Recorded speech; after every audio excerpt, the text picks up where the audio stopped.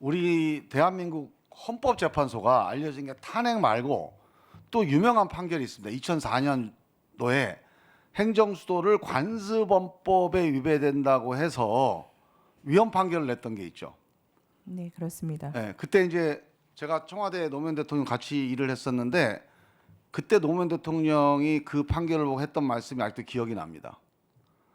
이 반드시 개헌을 하든지 아니면 사회가 변해서 국민 의식이 바뀌어서 10년, 20년 후에 헌법재판관들이 바뀌면 결정내 변경을 통해서라도 반드시 수도권과 지방이 함께 사는 나라 꼭 만들어야 된다. 행정수도 이전해야 된다. 이런 말씀을 하신 적이 있어요. 근데 저는 그래서 그게 한 10년 정도 있으면 바뀌겠군 했는데 벌써 20년이 지났습니다. 지금 세종시가 실질적인 행정수도가 돼 있어요. 대한민국 공무원과 가족들이 다 거기 내려가서 합니다. 지금 내년부터 국회가 글로 이전을 시작을 해요. 대통령 집무실 공사를 시작을 합니다. 국회는 부분 이전으로 계획돼 있지만 국회의장님이 공개적인 석상에서 전부 이전이 맞다. 국회가 전부 이전하는 방향으로 중론을 모아가자 이런 얘기를 한 적이 있어요.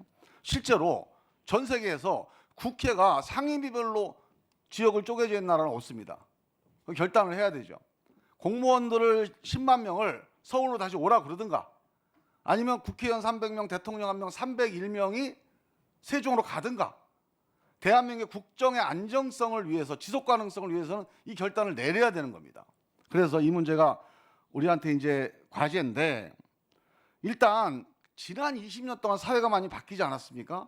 일단 실질적인 행정 기능을 세종에서 하고 있어요.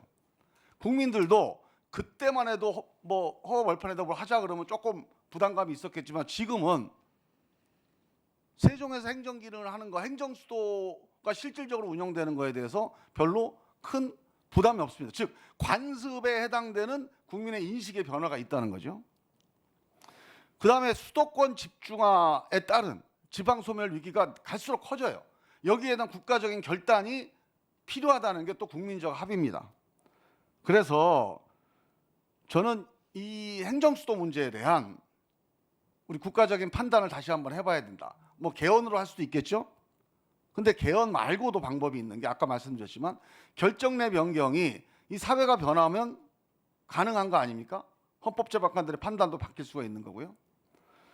그 우리가 이제 상속 유류분 제도나 태아 성별 관련된 이 결정내 변경도 여기에 해당되는 거죠. 그런 점에서 지금 이 행정수도 관습헌법 위헌 판결에 대해서 1분 더 드리세요. 위헌 판결에 대해서 이제 결정내 변경을 한번 시도해 볼 만한 때가 됐다. 그럴 만한 사회적 변화도 있고 또 사회적 필요성, 국정 운영의 안정성 이런 측면에서 그런 결정내 변경을 검토할 만한 가치가 있다. 저는 이렇게 보는데 여기에 대한 우리 후보자님의 의견 한번 얘기를 해보십시오. 네, 헌법을 흔히 살아있는 문서라고 합니다. 사회적인 변화나 어떤 법 감정의 그 변화를 수용하지 못하고 고정되어 있다면 죽어간다는 뜻이죠.